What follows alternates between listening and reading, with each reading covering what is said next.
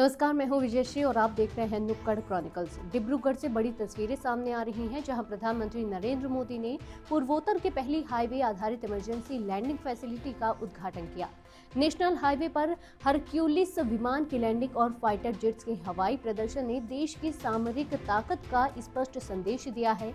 चीन सीमा के करीब बनी यह एयर स्ट्रिप आपात हालात में भारतीय वायुसेना के लिए रणनीतिक गेम चेंजर साबित हो सकती है। असम दौरे के दौरान प्रधानमंत्री हजारों करोड़ की विकास परियोजनाओं को भी हरी झंडी दे रहे हैं, जिससे राज्य में कनेक्टिविटी और बुनियादी ढांचे को नई रफ्तार मिलने की उम्मीद है।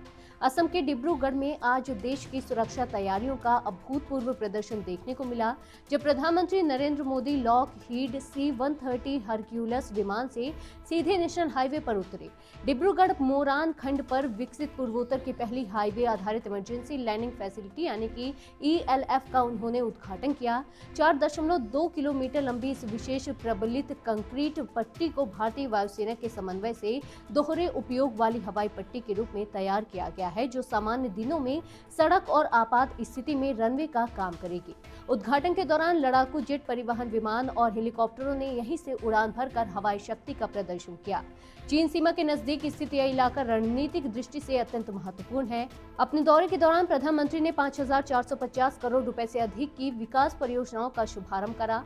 गुवाहाटी में ब्रह्मपुत्र नदी पर बने कुमार भास्कर वर्मा सेतु का निरीक्षण भी किया। IIM गुवाहाटी और अमीन गांव में राष्ट्रीय डेटा केंद्र का उद्घाटन किया तथा PM ई-बस सेवा योजना के तहत 225 इलेक्ट्रिक बसों को हरी झंडी भी दिखाई। हाईवे आधारित इमरजेंसी लैंडिंग फैसिलिटी यानी कि ELF का महत्व राष्ट्रीय सुरक्षा के लिहाज से बेहद अहम है। युद्ध, प्राकृतिक आपदा या किसी सामरिक संकट की स्थिति में यह हाईवे कुछ ही घंटों में अस्थायी एयरबेस में बदला जा सकता है। इससे वायुसेना को वैकल्पिक रनवे मिलता है और सीमावर्ती क्षेत्रों में सैनिकों, हथियारों और राहत सामग्री की तेज तैनाती संभव होती है। पूर्वोत्तर जैसे संवेदनशील क्षेत्र में यह सुविधा ऑपरेशनल लचीलापन, त्वरित प्रतिक्रिया क्षमता और रणनीतिक बढ़त प्रदान करती है।